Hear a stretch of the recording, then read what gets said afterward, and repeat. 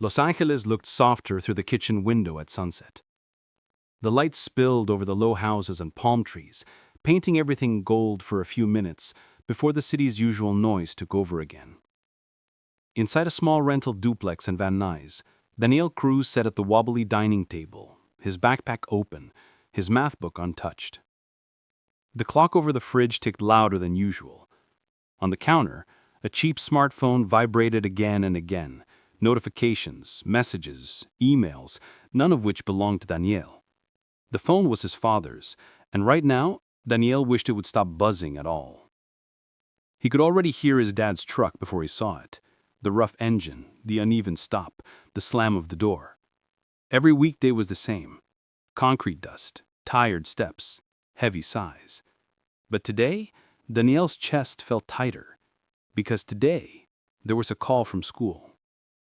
The front door opened, and Diego Cruz stepped in, wearing the usual faded construction uniform, dusty jeans, steel-toed boots, reflective vest half-zipped. His shoulders were wide, his face tan and lined, his hair peppered with gray at the temples. "Dani?" he called, kicking the door shut with his boot. "You home?" "Yeah," Daniel answered, voice smaller than he meant it to be. Diego walked into the kitchen, dropped his keys in the bowl, and glanced at the stove. No food, just a pot soaking in the sink. He looked at the boy still in his school clothes, navy hoodie, jeans, Converse scuffed at the toes. "Homework?" Diego asked. Daniel's eyes flicked to the math book. "I was about to start." Diego nodded, grabbed a glass, poured water from the tap. He was halfway to taking the first sip when his phone buzzed again on the counter. He frowned, set the glass down, and picked it up. One missed call. 2 voicemails, a number he recognized from the school's office. He tapped his passcode and held the phone to his ear, the voicemail speaker low but not low enough. Daniel watched his father's expression change, first confusion, then a tightening around the mouth, then something harder. "We had an incident with Daniel today. There was a physical altercation in the hallway. Another student's backpack was damaged and Daniel was involved.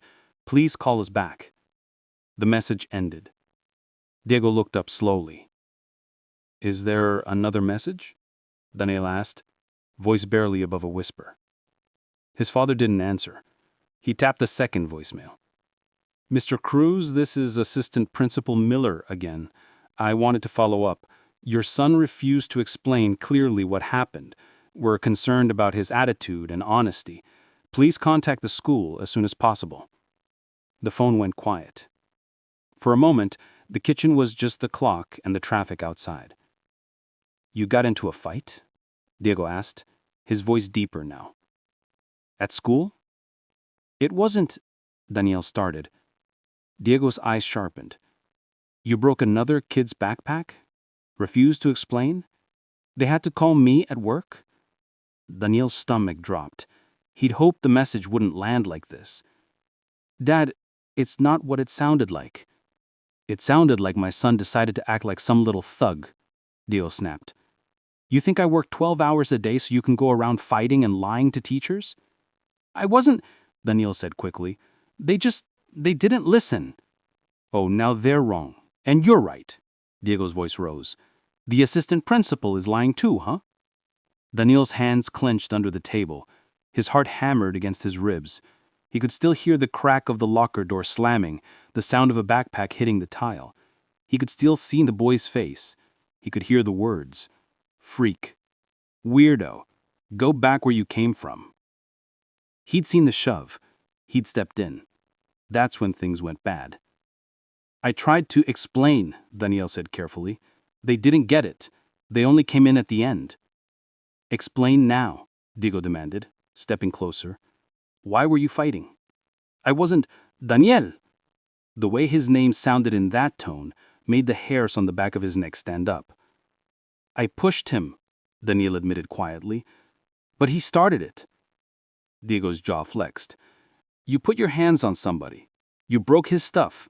You refuse to tell the school what happened, and then you come home and pretend nothing's wrong?"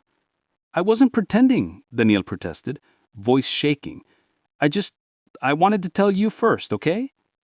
Diego's eyes flashed. In another life, in another mood, that detail might have softened him.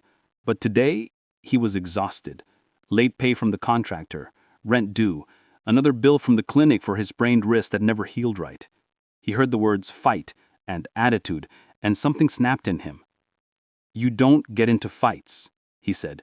"Not in my house, not as my son. You got me? We don't do that." "You don't know what he said to her," Daniel blurted. Diego stopped. "Who?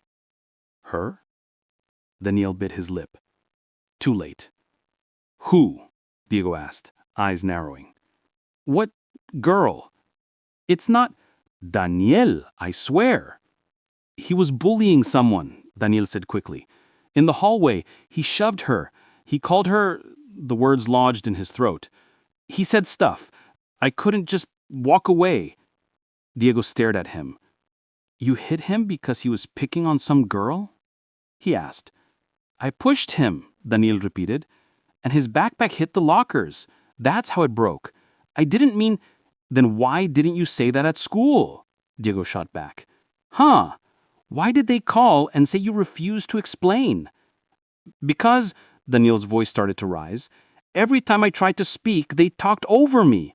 They said I was making excuses. They said, this isn't like me, so I must be lying. I didn't want to say her name and make it worse for her." Diego had his shake. "You know what I hear? Excuses. Stories. You think you're some kind of hero now?" He slammed his hand on the table so hard the glasses rattled. "You don't put your hands on people, Daniel. You walk away. You go to a teacher. You call me. You do not decide. You're judge and jury." "I did go to a teacher before," Daniel shot back, heat rising in him. "They didn't do anything." "That's not your call," Diego said. The air between them throbbed.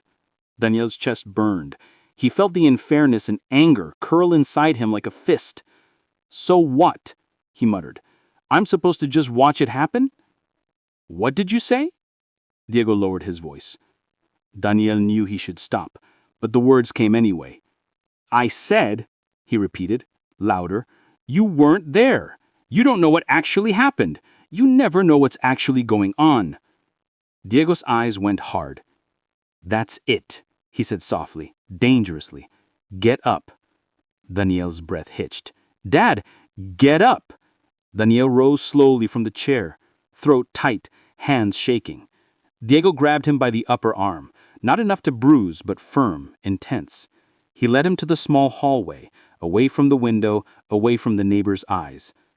"You don't talk back to me in my house. You don't lie to me. You don't get into fights at school." "I'm not lying," Daniel whispered, but his voice was swallowed by the moment.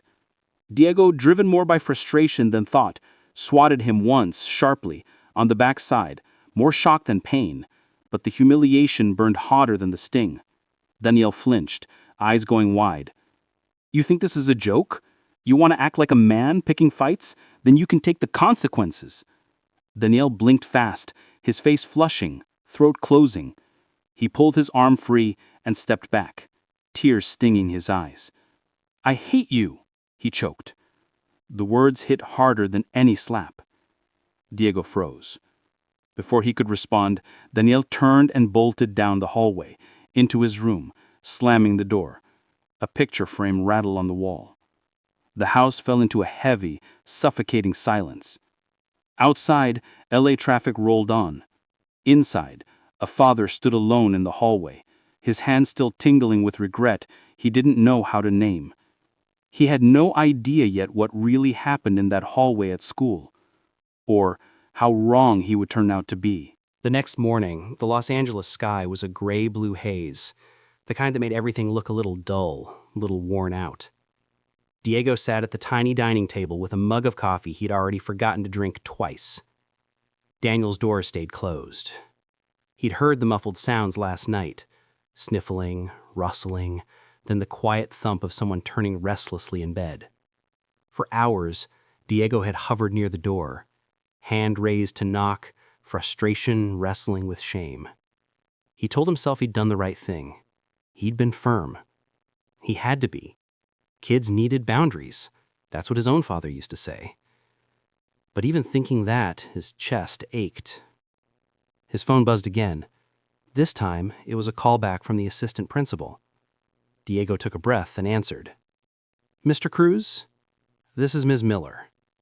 "Yes, I got your messages yesterday.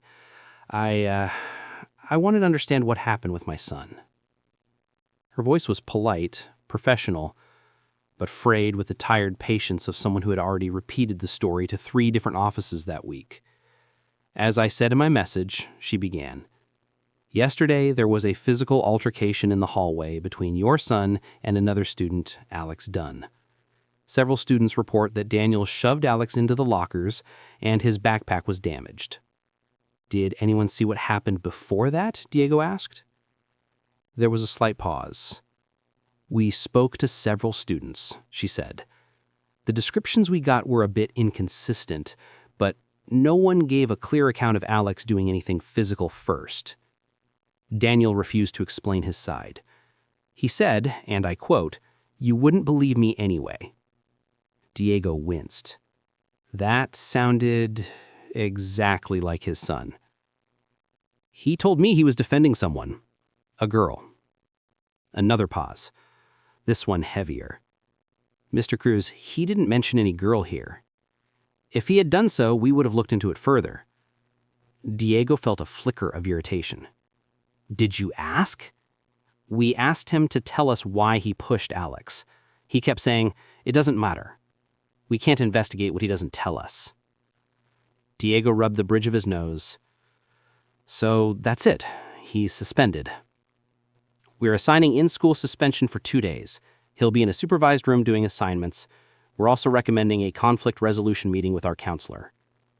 Diego nodded slowly, even though he couldn't see him. "Okay, thank you."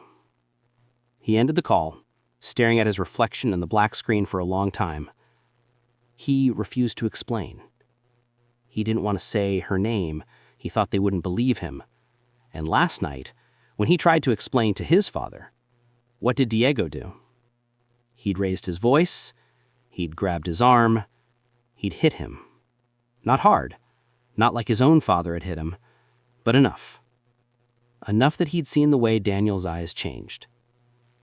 Diego stood and walked down the hallway. He stopped at Daniel's door and knocked lightly. "It's time to get up." No answer. "Danny," he tried again, softer. "Hey, we've got to talk before school." There was a rustle. The door opened a crack. Daniel's face appeared, eyes shadowed, hair messy. "I already know," he muttered. "I'm suspended." "They called this morning," Diego admitted. "Great," Daniel said. "You can be mad at me again for something that's already over." "I'm not," Diego started, then stopped himself. He took a breath. "I'm not here to yell." Daniel raised one eyebrow. "Could have fooled me. That's kind of your thing." The words were a small, sharp knife. Diego swallowed. "I'm sorry about last night," he forced out. The words tasted unfamiliar, like a language he hadn't practiced. "I shouldn't have grabbed you like that. Or hit you." Daniel looked at him for a long second, as if searching for the trap. "You were mad," he said. "I was," Diego agreed, "but I let it control me. That's not okay. Even if you were wrong, I should still control myself." Daniel leaned against the doorframe. "So you still think I was wrong?" Diego hesitated. "I think pushing someone in the hallway was wrong," he said, "but I don't know the whole story." He met his son's eyes. "Please tell me what really happened." For a moment, Daniel looked like he might shut the door again. Then something in his father's face, tired, open, less sure, softened him a little. He stepped back and let Diego into the room. It was small, with a single bed pushed against the wall, a desk with a cheap lamp, posters of planets, and one of a Lakers player mid-dunk. On the floor, Daniel's backpack lay open, notebooks spilling out. Daniel sat on the edge of the bed. Diego took the desk chair.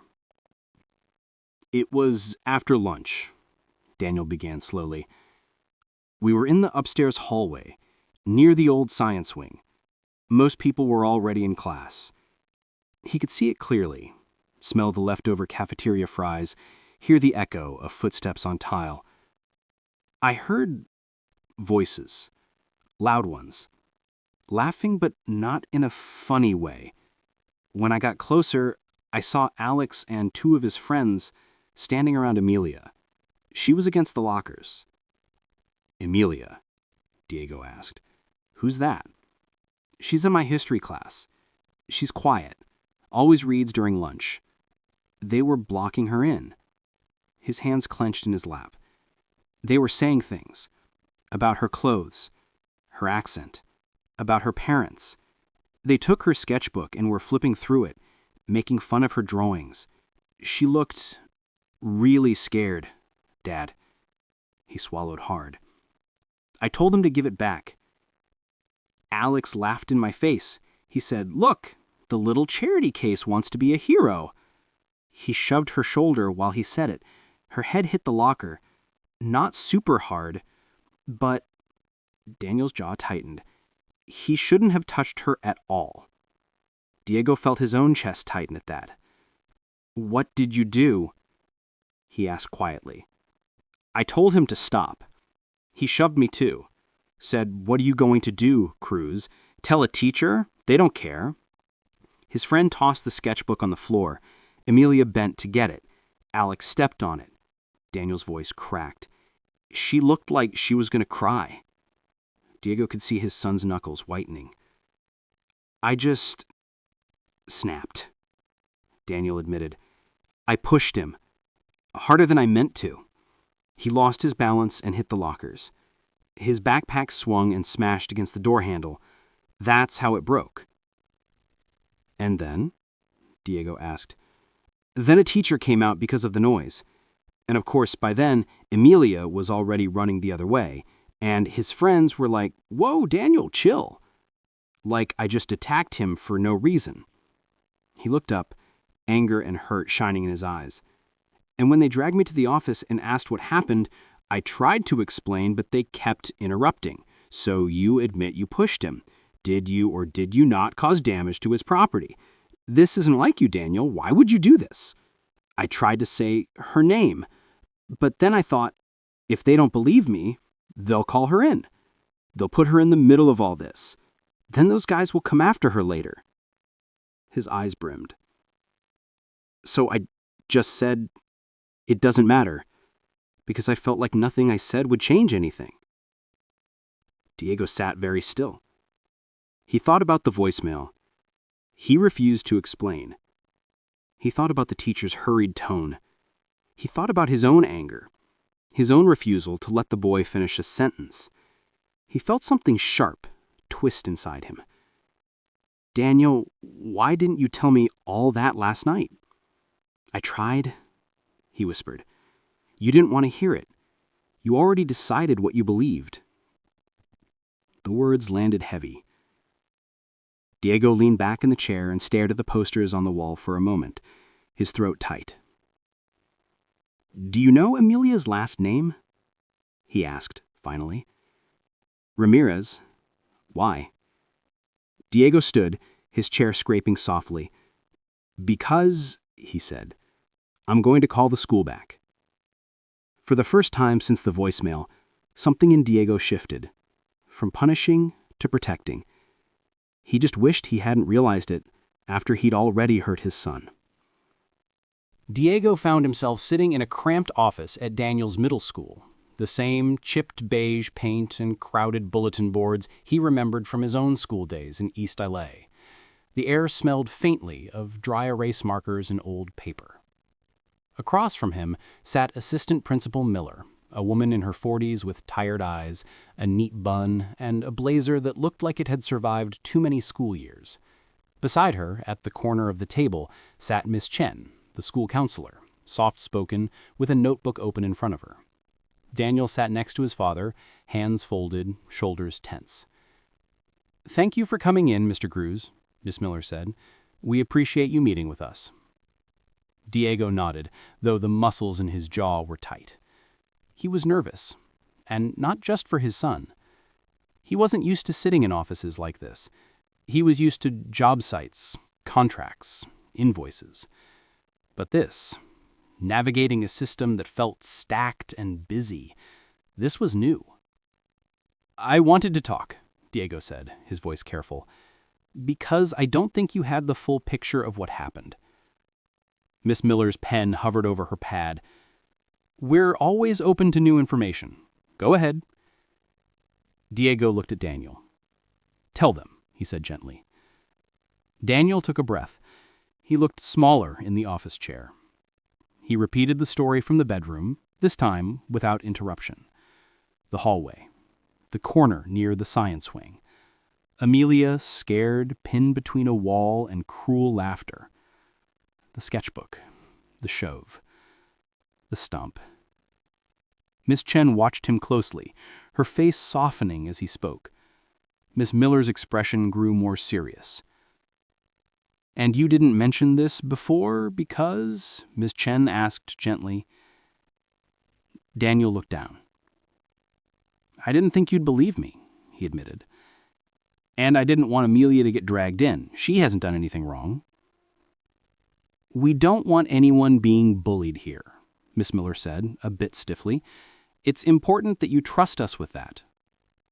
"I did," Daniel said, a flash of anger flickering. "With other kids before. The last time I told a teacher, they just said, 'We'll look into it.' And then nothing changed. I still see the same kids messing with people." Diego glanced at Miss Miller. She shifted in her seat. "We do follow up," she said, "but sometimes it takes time and not all actions are visible to students." "Meanwhile, someone's getting hurt," Diego said quietly. The room fell silent for a moment. "Do you have any reason to believe Amelia was being targeted before this?" Miss Chen asked. Daniel nodded. "They make fun of her accent. Sometimes her lunch, they call her art girl like it's an insult. She sits alone a lot." Miss Chen scribbled something down. "We'll speak with her," she said. "Privately, carefully." Miss Miller frowned slightly. "We also need to talk to Alex again, to hear his side in light of this." "Alex's side," Diego repeated slowly, his tone restrained. "Was there any point when you asked, why would Daniel do something so out of character and actually waited for an answer?" Miss Miller flushed slightly. "We did ask." "You asked, but you didn't listen. He told you you wouldn't believe him. That's a kid telling you your mind is already made up." "He wasn't yelling. He wasn't even raising his voice. That made it hit harder." He went on. "I know the school has a lot of kids. I know you're busy. But my son doesn't get into trouble. He never has. If he did something like this, something was wrong in that hallway. And instead of asking what that was, everyone jumped straight to, 'You're suspended.'" Miss Chen cleared her throat softly. "Mr. Cruz, you're right that Daniel doesn't have a history of behavior issues, and I think we could have done better at making space for his version of events." Daniel blinked. Diego glanced at her, surprised. Miss Miller shifted again. "We can revisit the disciplinary action. Perhaps convert the remaining suspension time into mediation and counseling instead." Daniel looked up. "Mediation?" "Yes," Miss Chen said. "We'd bring in Alex, and if Amelia is comfortable, we could include her as well, along with a neutral facilitator. We'd talk through what happened, set boundaries, and make it clear bullying won't be tolerated." "And what about his record?" Diego asked.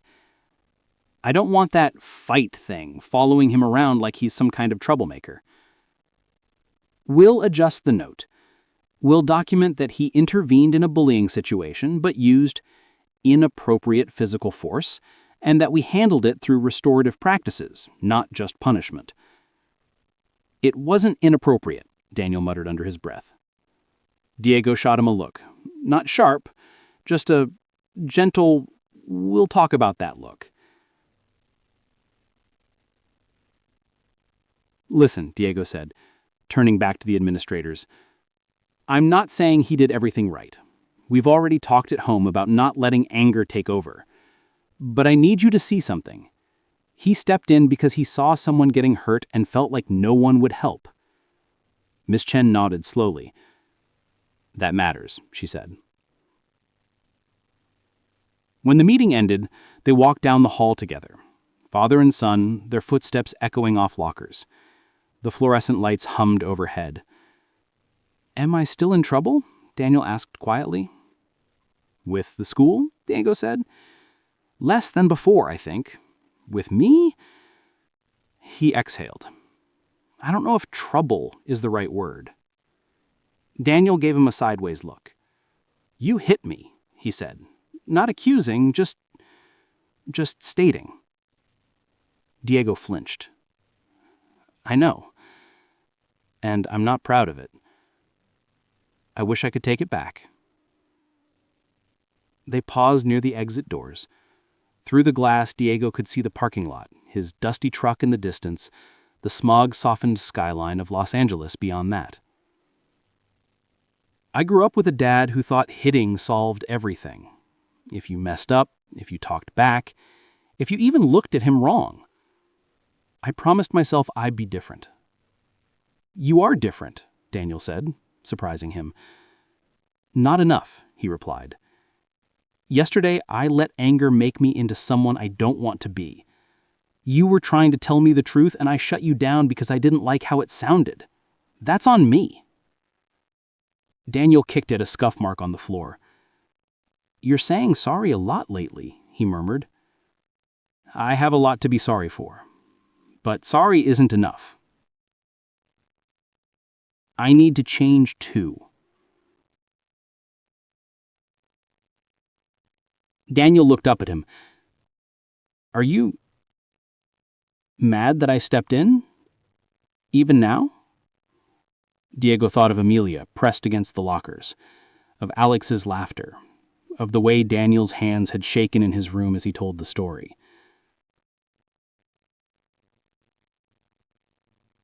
I'm proud you stood up for someone.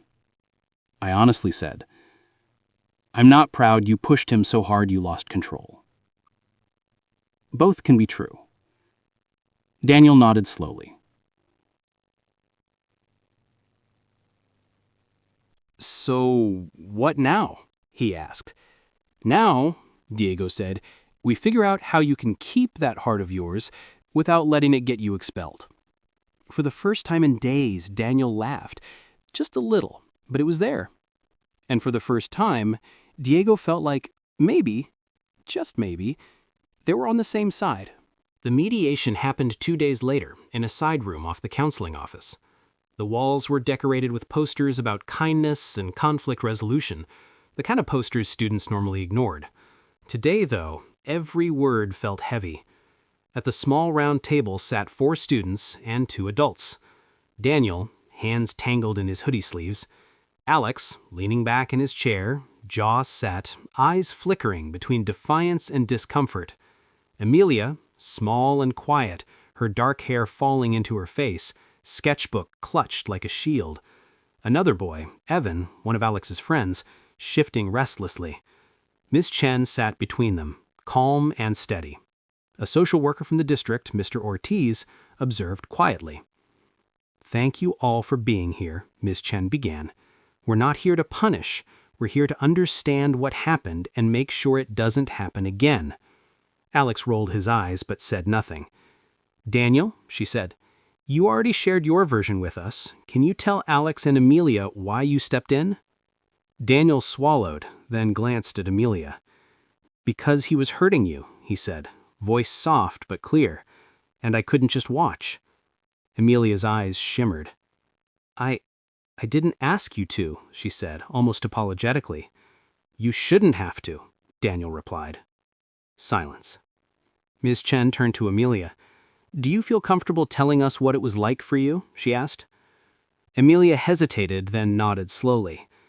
They make jokes a lot. About my English, my clothes, when I draw. I try to ignore it.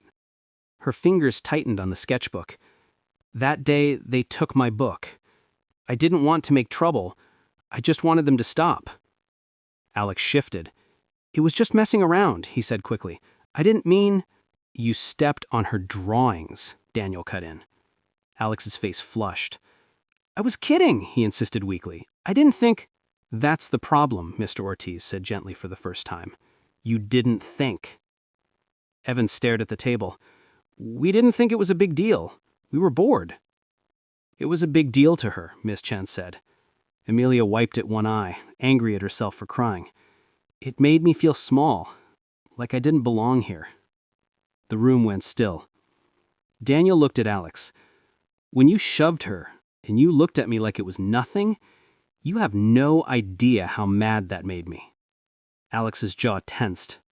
For the first time, he looked less like a jerk, and more like a kid completely out of his depth. I didn't think I shoved her that hard, he muttered. That's not the point, Mr. Ortiz said. You thought she wouldn't say anything, that you could do whatever you wanted and no one would stop you. He looked at Daniel. You stopped him, but you also pushed him hard enough to slam him into the lockers. That could have gone bad too. Daniel stared at his hands. I know. I wasn't thinking either. So why didn't you just explain that right away? Alex demanded suddenly. Why didn't you just tell them you were playing hero? Daniel looked up, anger and hurt in his expression. Because I didn't trust that anyone would believe me. And because I didn't want them dragging Amelia in here and making her go through this if they were just going to treat her like she was overreacting. I've seen it before. Miss Chen nodded slightly, as if to say, he has a point. So, who did you trust? Mr. Ortiz asked. Daniel glanced toward the door, where through the small glass pane he could see his father seated in the waiting area, elbows on his knees, hands clasped. I wanted to trust my dad, he said quietly. I thought if I told him, he'd understand. And did he? Ortiz asked gently. Daniel hesitated. Not at first, he admitted. He got mad. He punished me before hearing everything. Outside, Diego's shoulders slumped. But then he listened, Daniel added. He came here. He believed me. He's trying to fix what he can. Ortiz nodded thoughtfully. That matters, he said. At the end of the session, apologies were made. Alex's wasn't perfect, but it was a start. I'm sorry, he mumbled to Amelia, forcing himself to meet her eyes. I shouldn't have messed with your stuff, or pushed you. It was messed up. Evan echoed him, quieter but genuine enough. Amelia nodded, still guarding herself. Just don't do it again, she said. Later, in the parking lot, the city's noise washed around them. Car horns, distant sirens, someone's music thumping from a passing car. Diego and Daniel walked to the truck together. How do you feel? Diego asked. Tired. Lighter, kind of. But tired. They got in the truck. Diego didn't start it right away. He sat there, hands on the wheel, staring ahead at the palm tree shadows stretching across the asphalt. Used to think, he said slowly, that being a father meant keeping you in line, making sure you followed the rules so you'd stay out of trouble. I still think rules matter, but I'm realizing listening is one of them. Daniel smirked faintly. Did Mom teach you that? He asked. Diego smiled sadly. She tried, he said. She used to tell me I listened like a guy who only heard what he wanted. I'm trying to change that before you're old enough to move out and never call me again. That's dramatic, Daniel said, but his eyes were warm. Diego exhaled. When I was your age, nobody ever asked why I did something. If I messed up, that was it. End of story. I hated that. And then last night, I did the same thing to you. He looked down at his hands. I'm sorry, Daniel. Not just for yelling, for not listening, for hitting you when you were trying to tell me you weren't the bad guy." Daniel's throat tightened. "I said I hated you," he whispered. Diego nodded. "Yeah," he said quietly. "That hurt, but I get why you said it. Doesn't make it true, though." They sat in silence for a moment. "So, who am I?" Daniel asked suddenly. Diego frowned. "What do you mean?" "In your head. Am I the kid who fought at school, or the kid who stood up for someone?" He thought about everything. The voicemail, the hallway, the girl with the sketchbook, the way his son had taken the hit, the suspension, the mediation. You're the kid who made a mistake trying to do something right. And the kid who's brave enough to tell the truth, even when nobody wants to hear it. He started the truck, the engine rumbling to life. "And you're my kid, which means I'm going to mess up too. But I'm going to keep trying to be the father you actually need, not just the one I was taught to be." As they pulled out of the lot, Daniel leaned his head against the window and watched the city slide by. Fast food signs, murals on walls, kids on bikes, the endless tangle of LA life. "Dad," he said after a while. "Yeah?"